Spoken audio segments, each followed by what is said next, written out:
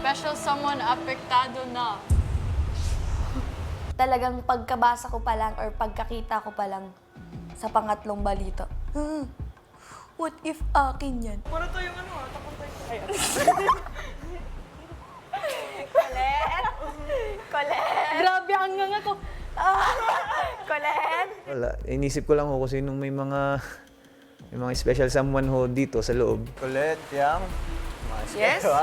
Malamang naman, sino pa ang may karelasyon po dito, kuya? Siyempre, ako po. Pero legal, I mean, may commitment kayong dalawa? Na boyfriend mo siya, girlfriend ka na? Malamang! 3 years kami ba? Hello? May ano Ako, kami, may... wala.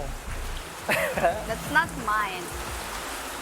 He trusts me and I trust him. Si Colette tila naapektuhan ng dumating na balita. May special someone. Hindi naman, ano lang. Kasi hindi ko din kasi alam, no?